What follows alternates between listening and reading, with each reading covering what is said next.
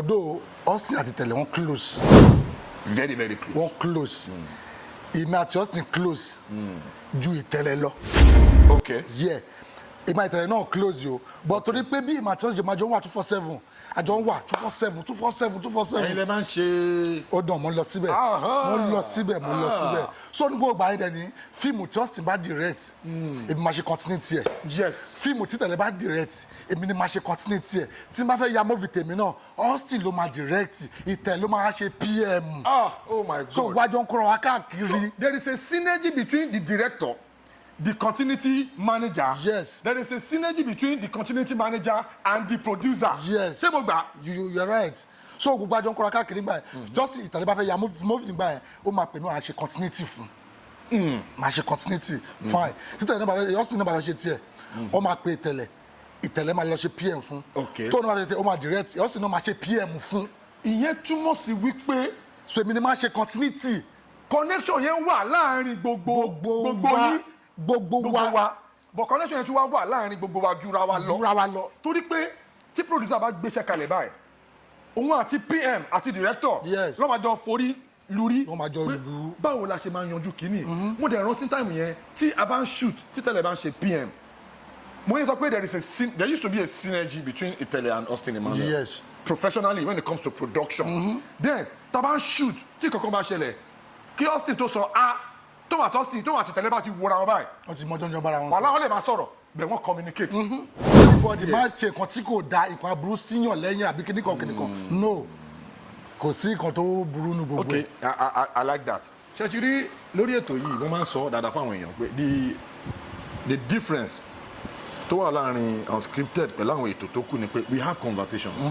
Real conversations tí kò kí n ṣe ìta ṣẹ̀ṣẹ̀ máa pọ́n léwé ìta ṣẹ̀ṣẹ̀ máa dàbí pé à ń parọ́. We say it exactly the way it is. So now ní táìmù tí à ń sọ yìí Austin Emmanuel because mo rántí dáadáa Austin Emmanuel is not just a filmmaker. Man sọ fáwọn èèyàn Austin Emmanuel is a filmmaker with influence. Ó ní influence on the game.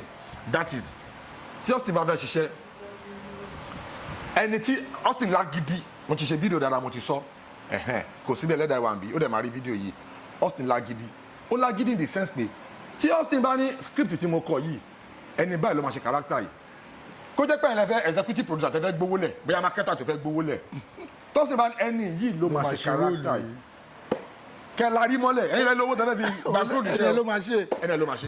Àfẹ́ di star, àfẹ́ lórúkọ, àfẹ́ ṣe kíníkan ló lọ fa ògbélé. Kí ló ṣẹlẹ̀? Yeah, nígbà yẹn mo ní movie kan tí mo yà lọ́wọ́. Àpètẹ́tù movie yẹn ní ọ̀rẹ́ méjì. Austin náà ló direct ẹ̀. Okay. Bàtà ya movie yẹn máa rí pé tí n bá sùn lọ́sàn, wọ́n kàn máa yìnbọn fún mi ní gbáà. Wọ́n yìnbọn fún mi. Màá wá sáré tají màá kò sẹ́jẹ̀. Àwa parí fíìmù yẹn tọjọ́ kẹta ta parí fíìmù yẹn Túndé Ṣúbáyọ̀ wá ń ya fíìmù lẹ́gbàá. Ó wá pè mí ó kí ọ́sìn gbogbo wa wà ní movie yẹn. Mo kàn rí i pé ó ń rí ẹ̀mí máa sọ fọ́sì pé mo dẹ̀ ní malaria o. Àṣà strong wa ya fíìmù yẹn tán a padà sékò. Kò wá pẹ́ máa wù pé ó ti ń rí ẹ̀mí jù. Kò dẹ̀ sówó mọ́tò mo ṣe parí movie ni. Mo láti wá rán PA mi. Moses bá mi lọ sí next cup bá mi jẹ ewé fruit. Àzọmọ̀bílẹ̀ kí n ṣáà ti gbogbo àgbẹ̀ kí n fi wẹ̀ kí n mú pé máa wà okay. Ó dẹ̀ lọ já àgbẹ̀ lóòótọ́ mo dẹ̀ sí àgbo yẹn. Mo dẹ̀ bọ́ra mọ́ àgbẹ̀ inú bedroom lẹ́gbẹ̀ẹ́ tí mo jókòó sí. Mo kàn rí pé mo kàn lọ sínú omi gbóná tí mo gbé sílẹ̀ yẹn ni. Mo wá try láti dọ́ọ̀jì ojú mi pé ojú mi ló mọ̀ mú lọ mi ò fẹ́ lọ sí. Mo wá gbọ́ sínú omi gbóná yẹn. Mo wá sùn síbẹ̀. Mo ti faint síbẹ̀. So like be 30 minutes. Mi mú anything. Ọwọ́ yín dẹ̀ wà nínú omi gbóná yẹn. Omi gbóná yẹn bí òun rèé. Omi yẹn ń gbóná. Ó gbóná àgbò tó ń ṣẹ̀ṣẹ̀ tó gbóná. Mo wá wà bẹ́ẹ̀ tí ẹ̀mí ẹ̀ wá ní jí ṣe bí òun bora má gbóná tẹ̀kùn dìde mo á dìde kò pẹ́ náà ni Austin wa wọlé wa ní kí ló ń ṣe mọ́nà mo ń bora mọ́ àgbo ni mo ní mo dẹ̀ ti fọwọ́ sínú igbó mi mọ̀ púpọ̀ tó báyìí gan mo wá bomi wọn fẹ́ lọ wọ ẹni bẹ́tú mo kàn ní pọ́wọ́ yẹn ta mo kàn padà ẹgbàá mi pàtó ṣáà máa rọ́ọ̀ṣì mi gbòòrò wọ́n ṣáà bẹ̀ sí gbọ́n epo sí gbọ́n kíní kan oríṣiríṣi fún ẹyin sí kíní kan ká tó fọ̀ ọwọ́ ẹ̀ ti wú. Wà nílé ẹ rí i pé another edition of Unscripted with Jeff látúgbé wá sórí ètò àlejò mi lẹ̀ ń wò yìí eléyìí yìí sọ̀rọ̀ suspense tàbá máa ṣe introduction ní one shot another shot fún guest wa irọ́ afẹ́ fàájà straight ni Mr. Jakuzy Ọlọ́run. ẹ káàbọ̀ sí orí ètò. So my time. ó pọ̀. Hey. Kí àwọn ará ilé kàṣẹ́ náà fi ṣe àná. Ẹ̀yin tèmi ńlẹ̀ mo kí yín orúkọ mi lolúwa Bukola Dasho Jakuzy ọmọ ìyá oníyà ó pọ̀ létí gan. Okay ká tó wọnú agbami ètò. Àwa mọ̀ pé Bukola lẹ̀ ń jẹ́. Yeah. But Jakuzy yẹn kí ló fa orúkọ Jakuzy yẹn fíìmù wo lẹ ti bẹ̀rẹ̀ sí ní jẹ kí ni reason tẹ́ fi bẹ̀rẹ̀ sí ní jẹ orúkọ yẹn. Yeah, ṣe rí fíìmù yẹn orúkọ tí mò ń jẹ́ yẹn gangan inú móvì mi gan mo ti ń jẹ́ bẹ́ẹ̀ mo ya móvì yẹn gbà yẹn Jakuzy ní title móvì yẹn Okay. so ọ̀rẹ́ mi máa ń pè mí ní Jídé so Okay. Jídé wọn pa ẹ jẹ́ ká máa kó máa pè ní nickname Jakuzy so from there wọ́n pè bẹ́ẹ̀ but mo ti kọ́kọ́ ya fíìmù kan ó sì lóní fíìmù yẹn gbà ọ̀gá ńlá Jakuzy náà pè mí nínú ẹ̀. Tí Alhaji Wasiu Alabi Pasuma wá ṣe méjì ọ̀rọ̀ nínú fíìmù ìbí náà wà nínú fíìmù yẹn. so Jakuzy náà pè mí nínú móvì yẹn gbà yẹn wọ́n wí kí ni mo lè ṣe ègé mo á pe Austin mo pe Itele pé ẹ wá ẹ jẹ́ ká ya móvì kan ní móvì mo ní ẹ jẹ́ ya Jakuzy wọ́n ṣe script yẹn so Austin ló direct yẹn gbà Itele ló ṣe PM gbà yẹn. Okay. So that is it from there. Bọ́lá ṣe falẹ̀ balẹ̀ kà sí Ọlọ́run ni. dẹ̀ gba móvì yẹn. Now Unscripted ìletò ètò ní Unscripted ibi ìlà máa ti ń tú mọ́mọ́ kúrò nínú ewé gbogbo wa la mọ̀ pé there is a guy tó popular tó ń pè ní Jakuzy ara àwọn ọmọọṣẹ́ Alhaji Wasiu Alabi Pasuma ni Yes. àwọn tá a jẹ́ in-house àmọ́ torí ètò yìí ṣe jẹ́ Unscripted ó láwọn nǹkan táwa yìí wà privy láti mọ̀ táwọn kan ò mọ̀ tí wọn ò mọ̀. but a máa wá lọ opportunity Unscripted àwọn á jẹ́ káwọn ará ilé náà kí wọ́n mọ̀ ṣé relationship wà láàrin ẹ̀yin àti Jakuzy Paso àti Jakuzy títí yín tẹ́jẹ́ títí onífíìmù wa ṣé relationship wà láàrin yín. Thank you.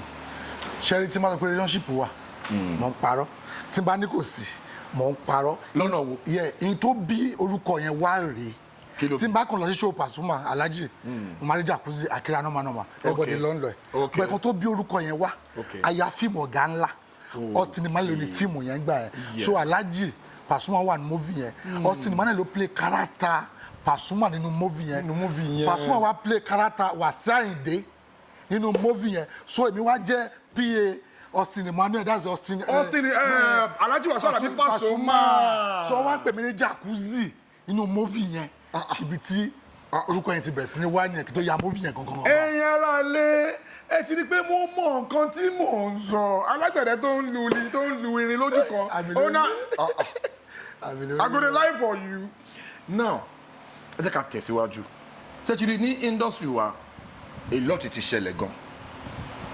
ìṣiṣẹ́ ń tẹ̀lé dẹ̀ ní industry wa yìí náà táìmù kan àwọn sáà kan wá àwọn sáà kan lọ mo máa wá ń sọ nínú àwọn fídíòsì mi kan pé Itele shout out to Itele shout out to Austin Emmanuel ọ̀rẹ́ wa làwọn méjèèjì láwọn táìmù kan first place tèmi ti kọ́kọ́ meet Austin Emmanuel orí sẹ́ẹ̀tì Itele ni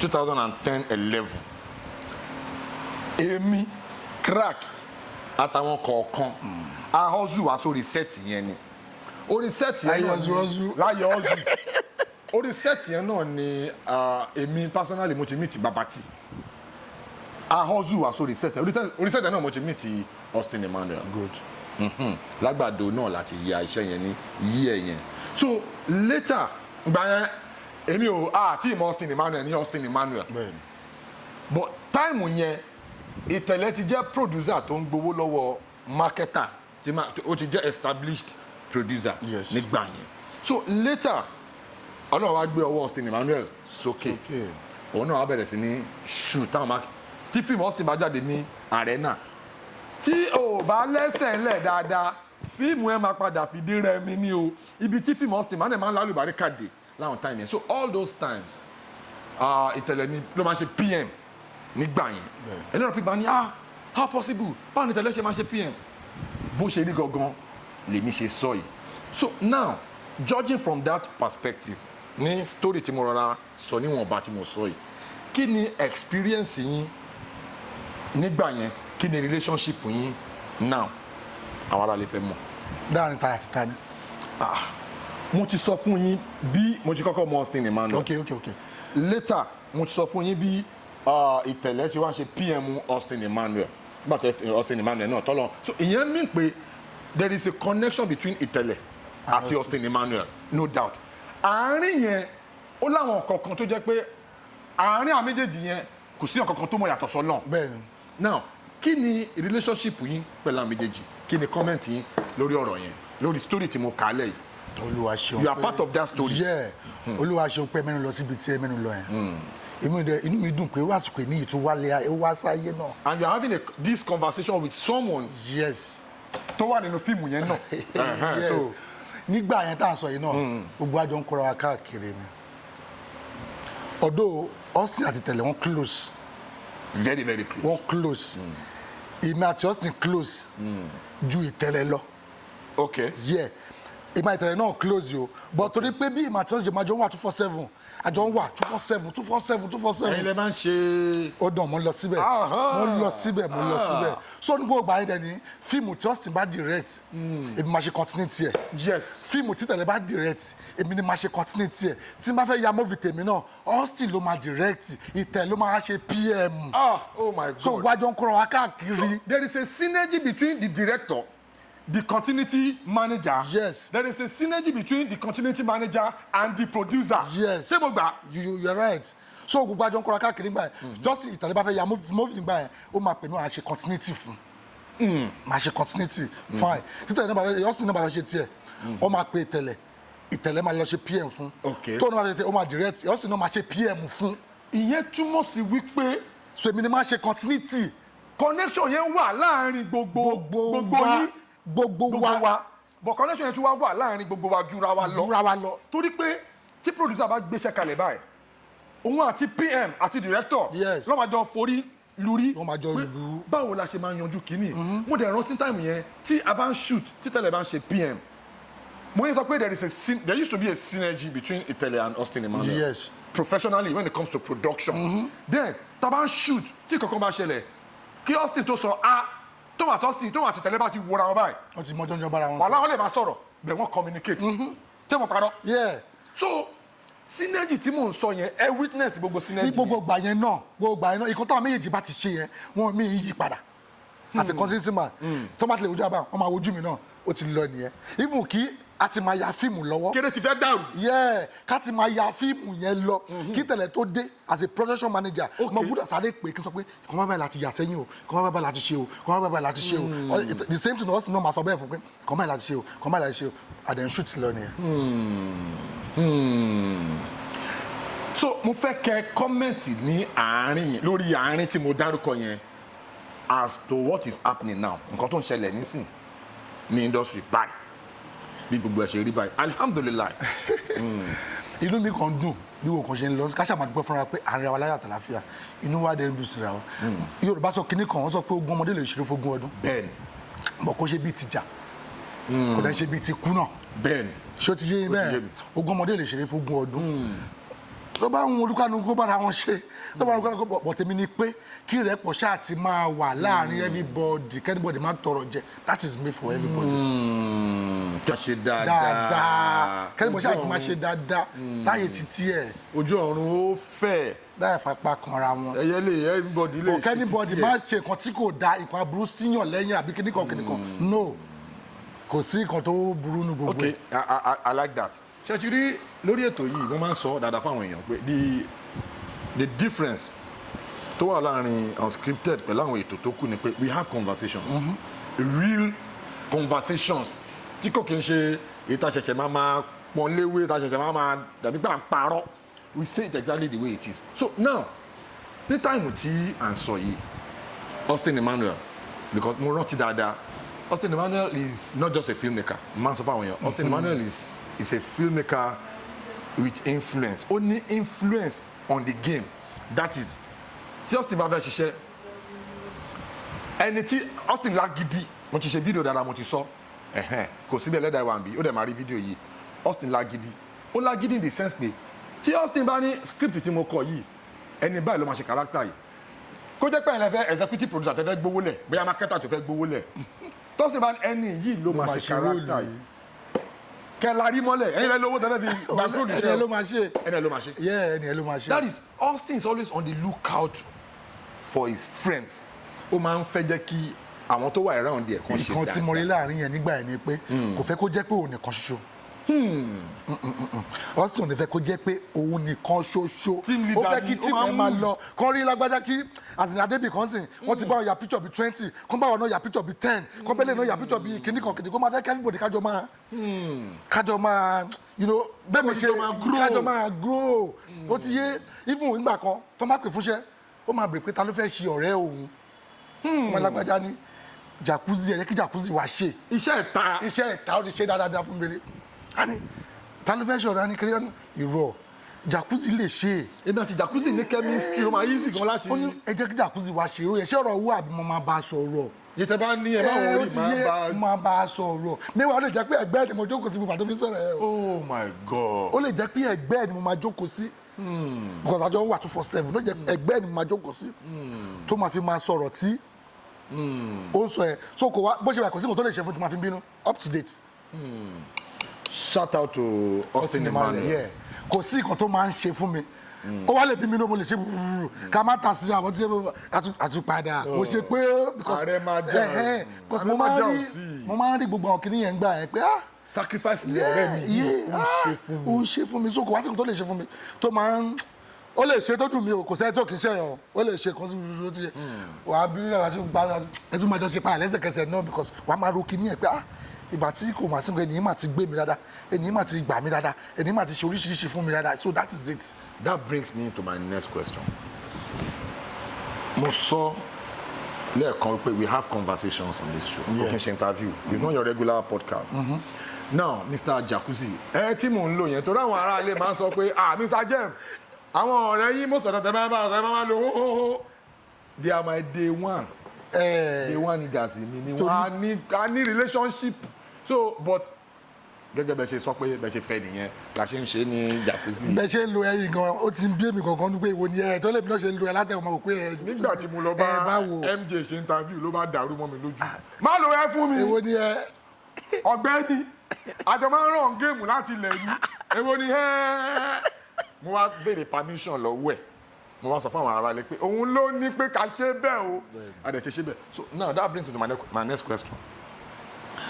My next question is gbogbo nǹkan ti ṣẹlẹ̀ bó ṣe ṣẹlẹ̀ yẹn àṣírí ibi tó já sí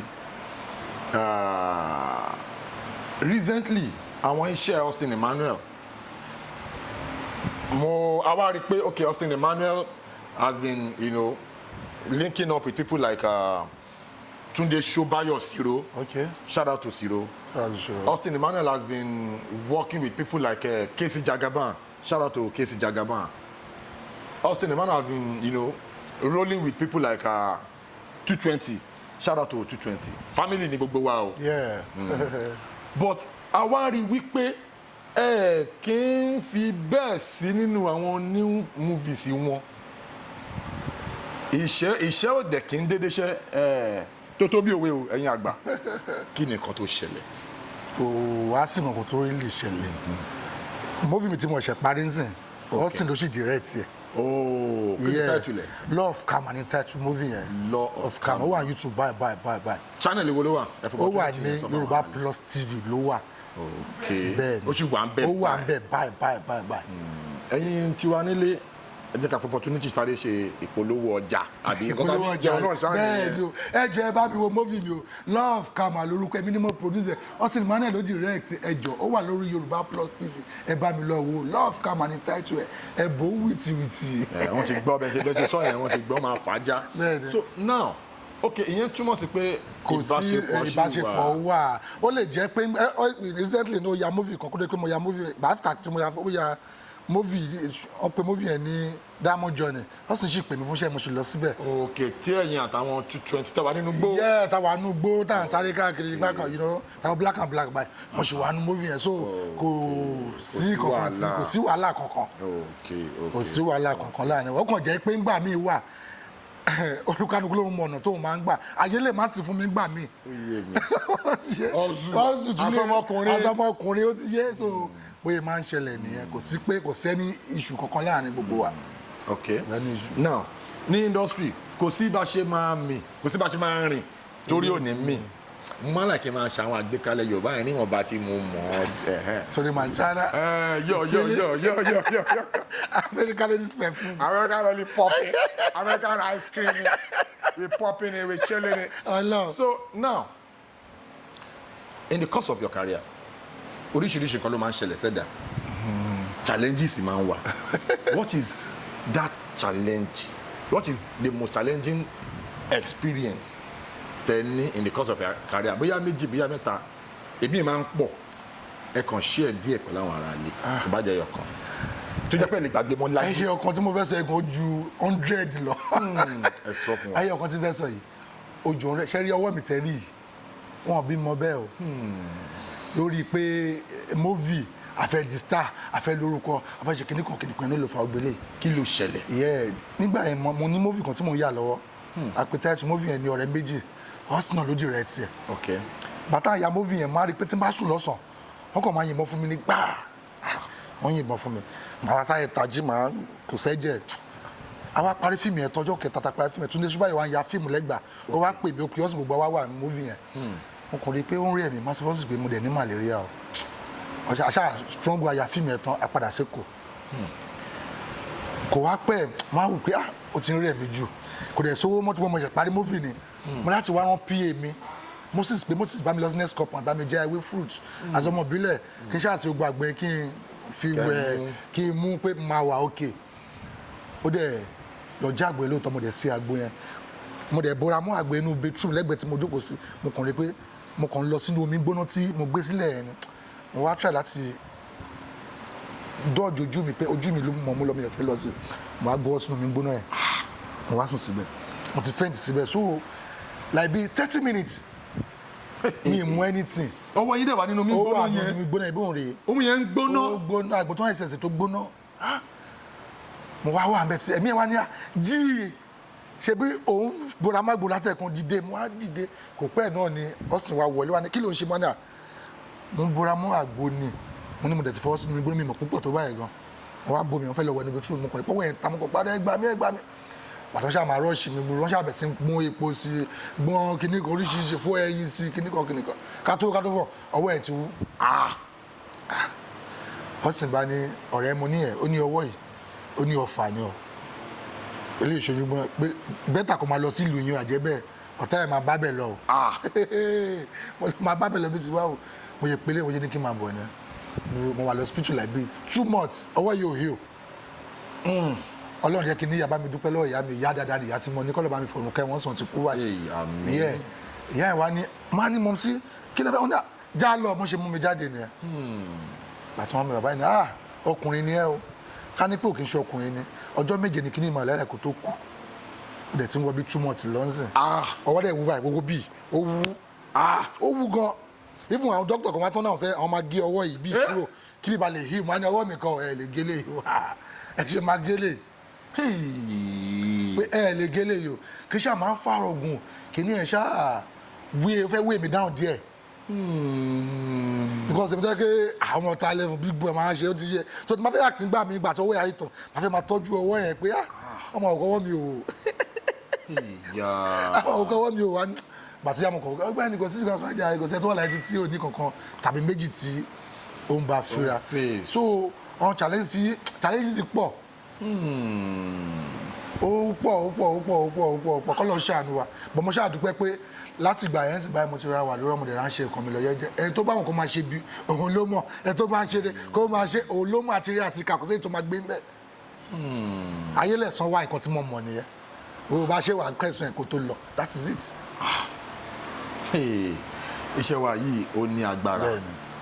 for my mom if not for my mom màá ti bá bẹ̀ lọ ẹ bá mi dúpẹ́ lọ́wọ́ ìyá mi ìyá dáadáa kọ́lọ̀ bá mi dẹlẹ̀ fún wọn ti di olóògbé lónìí báyìí. báwo ló ṣẹlẹ̀ torí táìmù kan ta máa ń rò nígbà yẹn ìyá sì wà láyé. ìyá sì wà ṣé ìgbà tí mo sì kú àbí ìgbà tọwọ́ ìṣẹ̀lẹ̀. no before kọ́wọ́ ètò ṣẹlẹ̀ táìmù kan ta máa ń rò dáadáa. 247 ìgbà yẹn àti kò ní Ṣàgá lọ sí Mustapha lọ́wọ́ yìí ti ṣẹlẹ̀.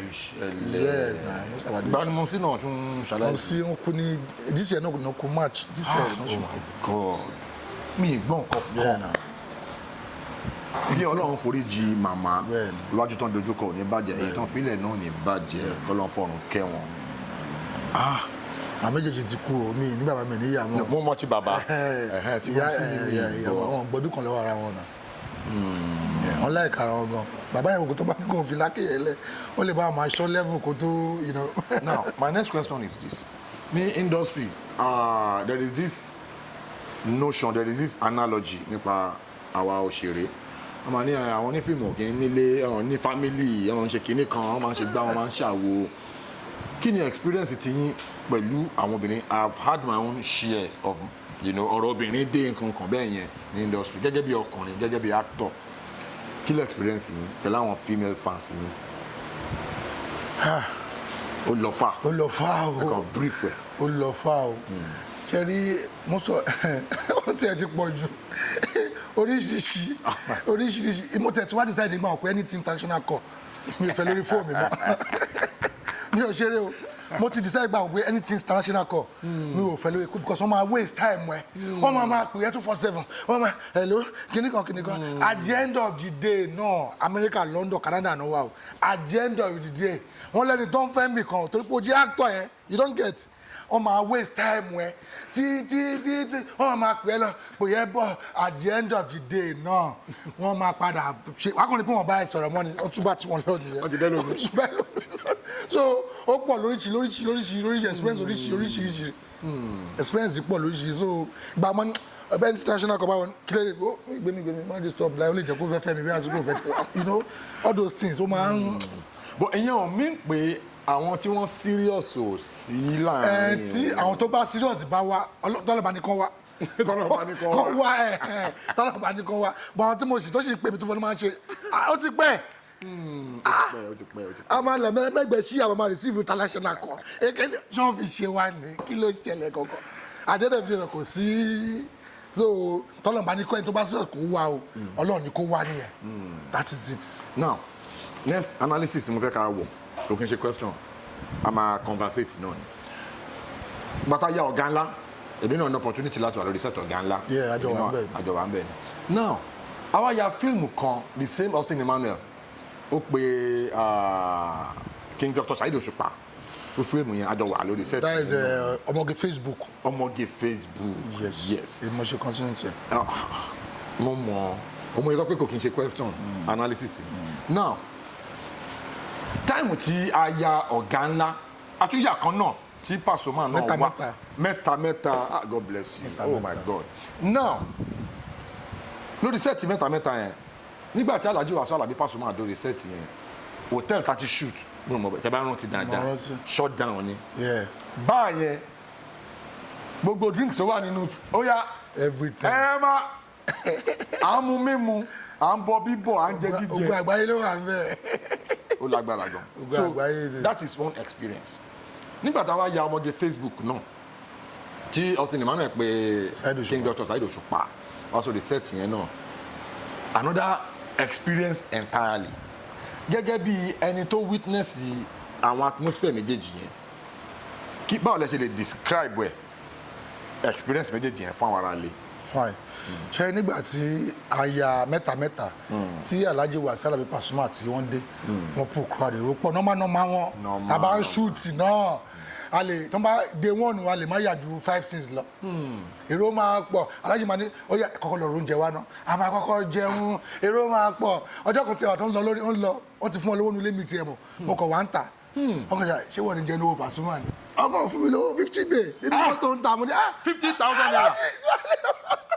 wọ́n ti fọ́ lómi ìmọ̀ kan ti fún ọ lówó ń ta ìmọ̀ wọ́n kàn pàdé mi ń ta ọgbẹ́ni Jakuzy wọn náà ní jẹ́ nóòbá wọ́n kàn ṣe báyìí wọ́n fún mi wàásù 50,000 naira 50 bay nígbà yẹn ṣúgà ìtẹ̀lẹ̀ wọ́n sábà bá mi owó ọ̀dà kíníkan ó wà lọ́wọ́ mi ẹni ẹgbẹ́ yìí náà ti gba ti yẹn já àmọ́ àpẹẹlẹ yìí all love náà ni àṣà yìí mọ́ra wọn bóyá máa ń dùn nìyẹn normal bóyá máa ń dùn nìyẹn normal bóyá máa ń dùn láàrin iṣẹ́ rí ìgbà tí Alhaji Wasiu Alhaji King SAHEED OSUPA tó ń wá sí ọmọ Facebook náà wọ́n ṣe nǹkan tí mo like ń bẹ̀. kí ni ẹ.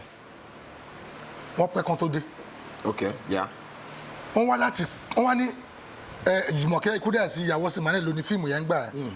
wọ́n wá láti pé ìyàwó mi dà Jùmọ̀kẹ́ ni ẹ̀ ó wá má bínú kó ń pẹ́ dé bá mi follow camera ọjọ́ mẹ́ta bá mi follow camera ọjọ́ mẹ́ta.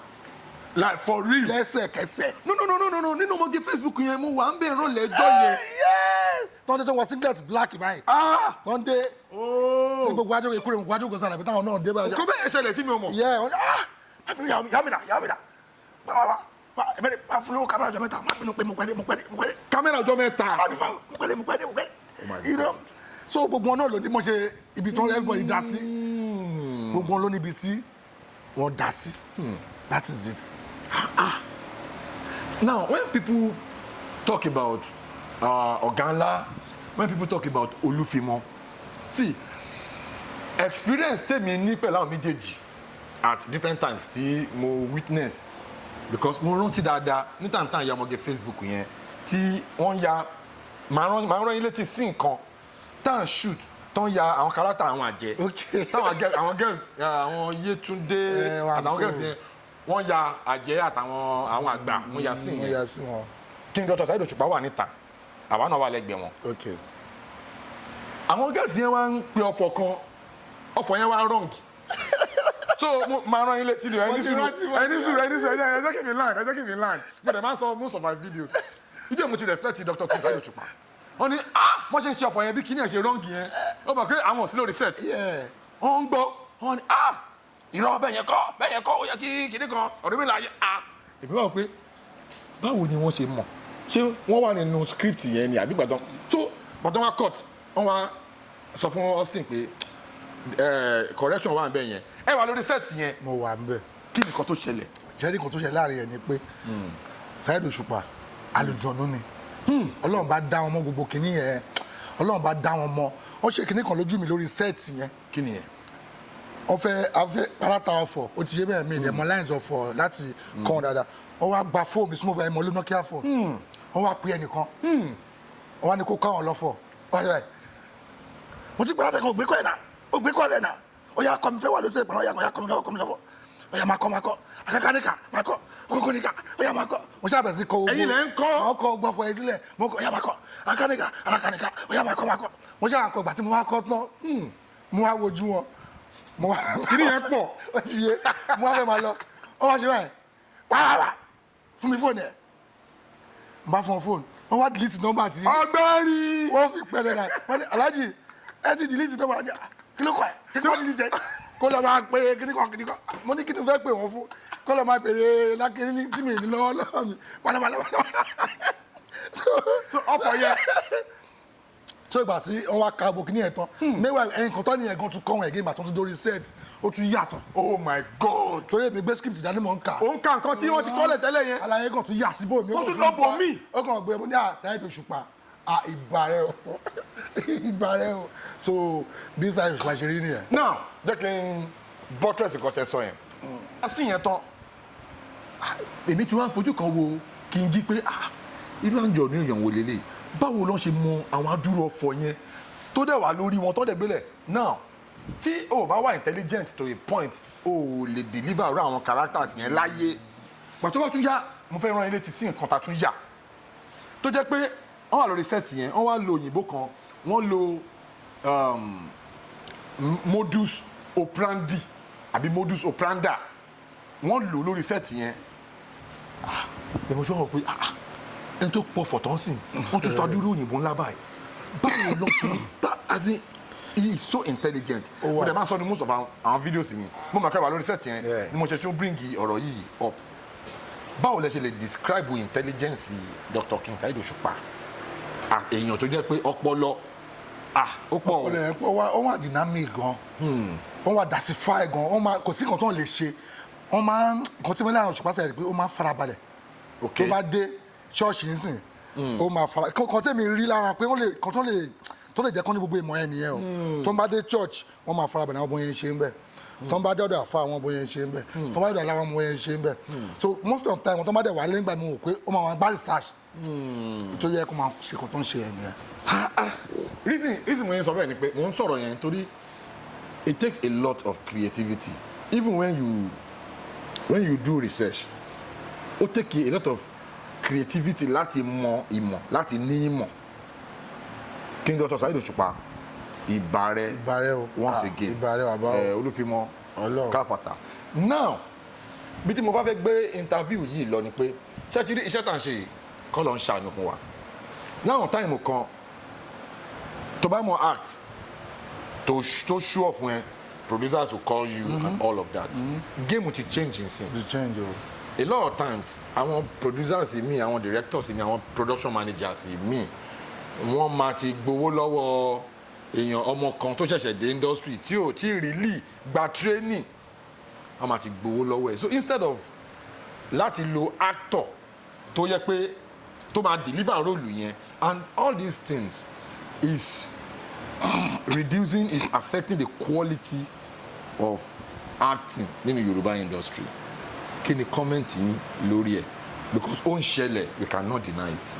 ṣe rí comment mi lórí ẹ̀ ni wípé gbogbo àwọn producers àtàwọn directors most of the producers directors ló máa ń ṣe jù ló máa ń ṣe jù àwọn masari sorry to say this masari ibi àyàwó bọ ẹ̀kan lẹ́gbẹ̀ẹ́ títì kan sorry to say ẹ má bínú pé mo lo lẹ́gbẹ̀ẹ́ títì kan gbogbo ẹgbẹ̀rún fẹ́ di actor tán o lè ṣe róòlù máa bọ̀ wá ṣe jáde níwọ̀n ẹni tó lè ṣe róòlù yẹn ó wà ń bì kan o wọn ò ní pè é mọ́ tó máa pè lẹ́gbẹ̀ẹ́ wáyé tẹ́ fi lo lágbájá ìgbéraga ẹ ti máa ń pọ̀ jù jáde láti lè fi knock ẹnìyẹn wọ́n máa ń ṣe tó pọ̀ so èmi believe pé nǹkan tó dẹ̀ ṣe yẹn náà wọ́n fi ń pa Yorùbá industry lára ni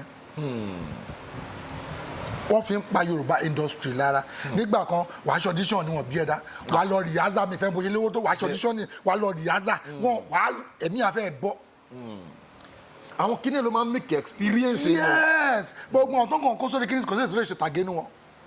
ẹ bèrè pé experience wo ló ní ní industry kò mọ̀ nítorí pọ́nkàn ní polówó lọ́wọ́ máa bọ̀ wá act máa bọ̀ ìwọ náà lè ya movie ó ti kówó dé nìyẹn àwọn tó lè ṣe róòlù yẹn wọ́n ní pè wọ́n mọ́. wọ́n máa ní torí pé ó lè dé sí kó bẹ̀rẹ̀ sí ní máa béèrè owó oúnjẹ. torí pé àwọn fẹ́ máa gbowó lọ́wọ́ ẹni tó wà yẹn wọ́n máa ní bá mi fún ọmọ lówó kó bá mi lọ ra ìgò méjì wà mí bá mi fún ọmọ lówó kó fún wa lówó oúnjẹ èèyàn mẹ́ta. ó ń water down quality. yes tó dẹ̀ ba iṣẹ́ yẹn jẹ́ ẹ ṣe fílẹ̀ fáwọn tó mọ kí ni yẹ kó kúkú ṣe. àwọn tó ṣẹ̀ṣẹ̀ dé kán gba proper training. báwa ṣe gbà á káwọn náà gbà á. kán gbà á. so tó máa fún ọ opportunity wọn máa lè deliver. wọ́n máa lè deliver tí mo ṣe wà tí n bá rí location lọ inú mi ò kí máa ń dùn I swear tí n bá wà lẹ mo náà dá business mi tí mo ṣe tó wọlé fún mi o bọ̀ yẹn kọ́ ni kò kí ń dàbí pé kí n wà lórí kí n act yẹn. torí passion tí mo ní fún yẹn ok mo ní àní movie kan tá yà ń gbà kan alùgbòkùn ní tájú movie yẹn lọ sí Ezinomai 2 mo dẹ̀ ń lọ fẹ́lẹ̀ ṣe continuity fún movie yẹn mi ò dẹ̀ ní owó mọ́tò lọ́wọ́ mo dẹ̀ fẹsẹ̀ láti ju Ìṣàgà dé Òṣòdì ìjú Ìṣàgà dóṣòdì dé Òṣòdì yẹ mo dé ibi kan wà níbi lóòló yẹn mo pàdé aníṣẹ́rẹ́ cameraman tó ṣe cameraman yẹn ó wà lórí ọ̀kadà yẹ ó wà ẹ̀gbọ́n níbo lẹ́lẹ́ mo ní fẹ́ ríyàn kan bẹ́ẹ̀ ó ní ẹjọ́ kọ̀ jẹ́ kí n gbé wọn ló gbé mi dé Fágbà láti Fágbà yẹn. láti Fágbà mo fẹ́ sẹ lẹ́ẹ̀gì ẹ̀ dóṣòdì sẹ́ ẹ̀. dé Òṣòdì. dóṣòdì torí pé owó tó wà lẹ́nu kó ba lè gbé mi dé máa tú tí mò ń lọ. ẹ gba gègé. mo gba kọ́nà gbà tí mo fi fèsì ẹ̀. ṣé you understand nítorí pé mo ní passion fún kìíní yẹn mo mọ̀ pé tí ma ṣe continue náà máa act méjì mẹ́ta ṣé o ti ṣe bẹ́ẹ̀ from there wọ́n máa bọ́ ọmọ tó wà ń tàn àsìkò sẹ́yìn tó kọ ọmọ ọ̀hún wèrè bí tó ń ya wèrè dé ọlọ́run ẹ má bèrè pé mo lówó tí mo lóye o wọ́n rí ẹ wọ́n mọ̀ ẹ o wọ́n máa tó wọ́n ti páàkì mọ́tò yẹn wọ́n máa rí ẹ òní ta sí òní kí ẹ location ni o ọkọ̀ máa wẹ̀ bí pé o jámọ́ kankan báwo pé ìwọ lọ́ọ̀ ṣàánú báyìí o kí ló ń kí ni níwà ẹjọ́ wọn kọ́ àwọn tó ń tara wọn wọlé ló fa gbogbo kìíní yẹn ló ń sẹ́ẹ̀lì géèmù yẹn fún wọn ṣíì. okay. àwọn ní.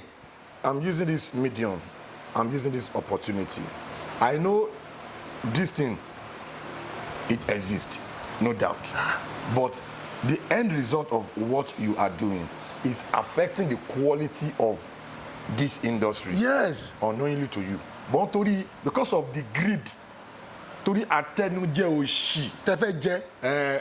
ẹ ti fi titi ẹ ti fi water down quality industry meanwhile this our industry òun ni training ground fún acting in Nollywood industry wa yìí òun ni training ground fún crew even crew the best DOP yes industry wa ló wà the best director industry wa yìí ni the best actor industry wa yìí ni the best set and props industry wa yìí ni the best of everything when it comes to filmmaking industry, it is not me being tribalistic. This is just the reality. Now, àwọn tó ń ṣe contract láti dẹ́kun nǹkan tó ń ṣe. àwọn olómọ kan máa tiẹ̀ dẹ́kun máa ṣe lọ wà lérí ẹ̀ ṣùgbọ́n. torí ó ti affect quality. kọ́ bá tiẹ̀ dẹ́kun náà àti ṣe ó máa padà backfire lé wọn lórí tó bá dé stage kan náà ẹlòmíràn tún máa gbẹ̀gbẹ́ wọn jáde wọ́n á tún àbádọ́ wọn síbì kan. torí ó ti ń di pé Yorùbá film lórí kò ní jíjọ. àwọn story míì lórí ó nídìí but àwọn actors tí wọn go through the proper training. àwọn lè kó sórí set. lè fi ṣe lead role ó affect. ó máa affect it is not ẹlẹ́mìí ní bóyá ó ń jealous èmi ò ní kankan jẹ́ fẹ́ jealous anybody fún o tílé oge ó tó ge jẹ èmi máa ń dúpẹ́ oore tọ́lọ́ ń ṣe fèmí so now amọ̀kẹ́ máa ń ṣe continuity ní industry yìí now time kan tá a bá lọ ṣiṣẹ́ àwa máa ń zù I'm a friend of the industry tá a bá pàdé lórí set tá a bá ṣe continuity ẹ wà lára àwọn most prolific continuity managers normally people like Akpankufo, he used to be a continuity manager too. Èmi, mo ń sọ on record, mo wà lára àwọn tó máa encourage Akpa pé guy because taban film tí Aziz Mr. Spirit band direct Akpa máa ṣe continuity. So tó bá ṣe continuity yẹn, mo máa ń rí efficiency continuity manager. It takes a good continuity manager to make a good director. Yes. So now máa rí Akpa pé this guy is very good because taban film tí kankan bá ṣẹlẹ̀ ó máa wà on point like almost 100%. Yes now. Mo wà lára àwọn tó máa sọ fún Akpa pé Akpa ṣe continuity you are doing good but try láti gbégbá directing because you are very good. Mo wà lára àwọn tó máa encourage ẹ. Ó máa wo program yìí ó máa testify sọ̀rọ̀ tí mò ń sọ yìí. Now back to you as a continuity manager nígbà yẹn. Normally, our continuity managers, mostly like 80 to 90 or to 95% of them eventually become directors. Yes. Mo lè fún yín example bẹ́ẹ̀ wà. Níwọ̀n bá àgbà tẹ́mi náà dé industry eléré 2000 lè mí o ní oṣù eléré 1970. Mi ṣe 1952 o bí 220 shout out to 220 shout out to Casey Jagaba shout out to me too. But níwọ̀n bá àgbà tí mo dé industry. Mo witness ṣe wọn láyà as a continuity manager. And Okiki Afolayan. As a continuity manager. So now, nígbà yẹn máa rí wọn pé these people are so efficient, very prolific. They will eventually, if they become directors, they will be very, very good. Look at all of them, almost all of them today. Okiki Afolayan, shout out to Okiki Afolayan. He's one of the best directors we have in the game. Yes. Then a shout out to Shewonlaya, Mr. Magic. One of the best directors we have in the game. You understand? They used to be continuity managers, just like you. A meeting feel pé ó yẹ kẹ́ ti advance sí directing kí ni nǹkan tó ń ṣẹlẹ̀. Ẹ ṣe bí tẹ̀mọ́rọ̀ lẹ̀ ṣe rí. Professionally and technically kí ló ṣẹlẹ̀. Kò sí nǹkan tó ṣẹlẹ̀. Okay. Ìkan tí mo lè sọ pé ó fà á ni pé kò sí nígbà yẹn náà tí wọ́n bá ti mú àwọn méjì tẹ̀tún dárúkọ yìí tí wọ́n bá ti mú Ṣeun tó ti mú Kìkì wọ́n ń bọ̀ lágbà wọ́n ń bọ̀ àmú Bukola Dasho wọ́n ń bọ̀ àmú mi wọ́n ń bọ̀ àwọn ọ̀gá ìrọ̀ bọ̀bọ̀ ẹ̀ ó good wọ́n gba English wọ́n ń ṣe English wọ́n ń ṣe Yorùbá wọ́n ń ṣe gbogbo ẹ̀wọ̀n ògbà tá à ń sọ yìí. Mo mọ̀ kí ló ṣẹlẹ̀. Ìkan tí mo lè sọ pé ní ọ̀nà náà máa ń direct náà báyọ̀ but mo fẹ́ lè sọ pé nígbà tó ó kún díẹ̀ kí n bẹ̀ sí máa direct movie lọ ní kíní ogun ọwọ́ yìí bẹ̀rẹ̀ so kíní ẹ̀ wá fún mi ní setback pé ọmọ ṣáà bí wọ́n fẹ́ pa mí ni most of my movie tí mo gbé fún yàn kan direct ẹ̀ ń sìn ṣe bí mi lè kí n máa direct movie mi. Nǹkan tí mo ń try láti analyse gangan nínú narrative. èmi lè kí n máa direct movie náà but mo wá òpin Austin Emmanuel is my good friend ẹ jẹ́ kí n jẹ́ kó ṣe you don't get ó lè ṣe jẹ́ kí n jẹ́ kó ṣe àjọ bẹ̀rẹ̀ kínní ni ó lè ṣe jẹ́ kí n jẹ́ kó ṣe. Okay. So that is it. Okay. Màá tún tẹ̀síwájú. Kò dẹ̀ sígbà tí mi ní máa padà direct náà. Kò sígbà tí mi ní padà máa direct. Ibi tí mò ń sọ̀rọ̀ ẹ lọ gangan nìyẹn. Kò sígbà tí mi ní padà máa because people wọn máa ń pè mí fún directing.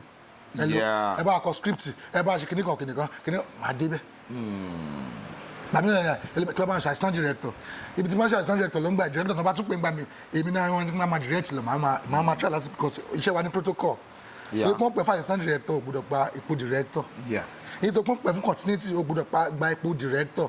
tó máa pe róòlù tó máa yá ni máa pe máa action. yá ni who are you. òun yá ni pe action. ìwọ ni òun pe action. ó kàn máa ń wẹ̀ lómi tó máa pe rolling. àti pé action tí director bá fún ẹ ní go ahead. láti pe action. kó mọ ìyálàyà iṣẹ́ ò lè pé. ó lè pe action. lórí set àwọn Adébáyọ̀ Tìjàní tó bá kí n ṣe director. Abẹ́láre ò lè pe action. lórí set Abẹ́láre ò lè pé. tí Antalaniyan bá ń direct bí o fi wá pe rolling. pẹ̀lú ẹgbàá lọ́wọ́ tẹ̀lé àtàtú máa ń ṣe gbogbo. ìwọ wá ní pe action aṣọ àwù ẹ kò ní sàkóyà. tábí bàbá ẹ. ó sì máa wù ẹ kò ní ta sí ẹ akàn ìyá jẹ́ kẹ́tì parí ẹ̀kọ́ àbá ẹni àfún ẹ̀ bló gbàgbàgbà kọ́mẹ̀ àfún ẹ̀ bló lórí ó ti yẹ ó ti mọ̀ kó ti fọ́kọ̀ pé. orí ẹ̀ tí o pe ara padà. ó máa gbé so that is it. So now still on that technicality torí pé èmi máa I always love when people move up when they what's that English kí ni Yorùbá yẹn mala kí yàn tẹ̀síwájú torí pé directing it takes a very good continuity manager láti direct because directing takes a lot of creativity you need to your mind will be in about 10 different places at the same time that's directing so same thing continuity manager tẹ́lẹ̀ tí bá rán glori set yẹn tí yẹn kọ́ bá miss one word kò ń ṣe one line ó lè bá movie jẹ so continuity manager ló máa ń take charge ọmọ yẹn sọ pé technicality èmi fẹ́ my platform I always love to use it in a positive light directing yẹn ṣe n fẹ́ kẹ́ tẹ̀síwájú nínú torí as a continuity manager ẹ good gan so you will make one of the best directors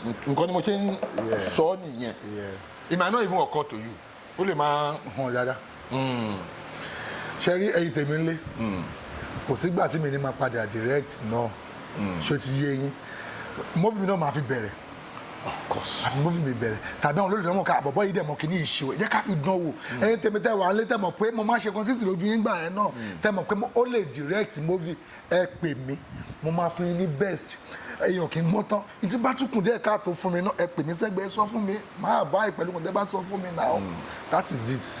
torí Sarafa Ọlábọ̀dé mi àti àní conversation lórí ètò wa yìí náà ó wà sọ kankan ó ní Ṣeun Ọláyà used to be a continuity manager mo ní mo mọ̀ mo ti wà lórí set Ìbàdàn tí Ṣeun continuity manager but director yẹn wá náà pé director yẹn fẹ́ lọ ṣe kankan Ṣeun ló wá padà parí iṣẹ́ yẹn ló directed so now Sarafa Ọlábọ̀dé wá sọ kankan wípé táìmù kan tí Ṣeun ń ṣe continuity manager Olasco ló máa ń bankroll most of àwọn iṣẹ́ yẹn nígbà yẹn those days so wọn believe pé wọn fẹ́ fún Ṣeun Ọláyà ní chance láti direct pé he is a good continuity manager ẹ jẹ́ kó máa ṣe continuity so Sarafa sọ wípé ọlá òun Ṣeun fi wá torí òun believe pé Ṣeun yìí is a very good director mo dẹ̀ máa ń sọ náà time kan máa ní Ṣeun Ọláyà one of the best technical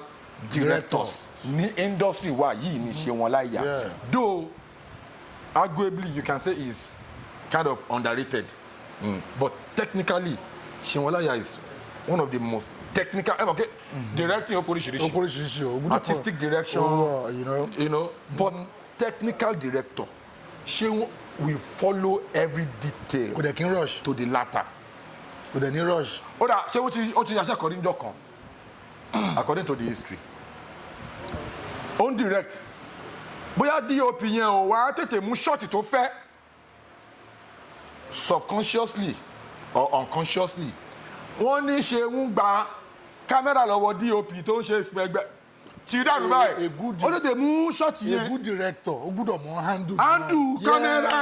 a good director gbúdọ̀ mọ ṣe shout out to Don Richard nígbà tí Don Richard ọmọ direct gan tí máa ṣe kọ́ńtì fún ọ ọ máa já kámẹ́rà gbà lọ́wọ́ kankan ọ máa já kámẹ́rà gbà ọ máa mú gbogbo crime ọmọ sáré mú máa tẹ̀lé ọmọ jù wọ́n lẹ́yìn mú kó yá let's go you know that kind of things a good director gbúdọ̀ mọ ṣe handle kámẹ́rà even though kò má lè set camera o gbúdọ̀ mọ ṣọ́ọ̀tì handle pé let me o ti ń dọ̀ mi let me handle it by myself. òun ni mo ṣe sọ pé technical director so shout out to Ṣeun Ọláyà once again man like láti make a point of reference tí máa ń sọ̀rọ̀ technicality torí he is really that good.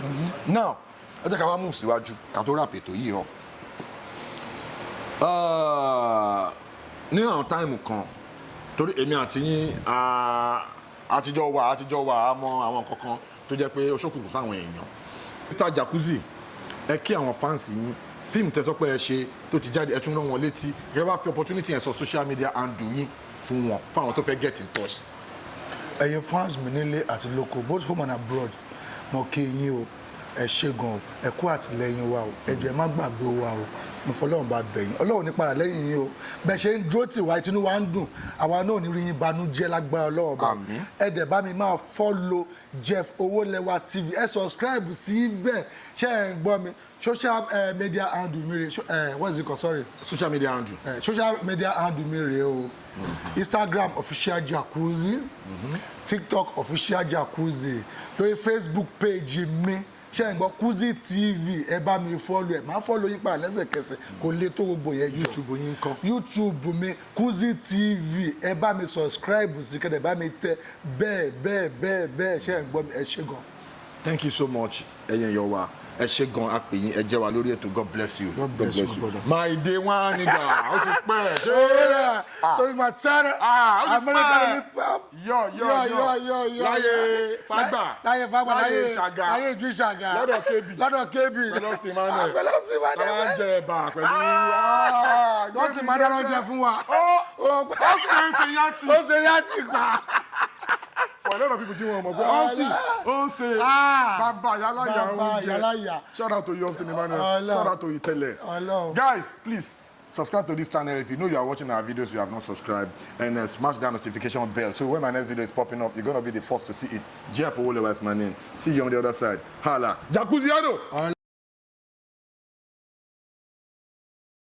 Please subscribe to my YouTube channel and press the notification button.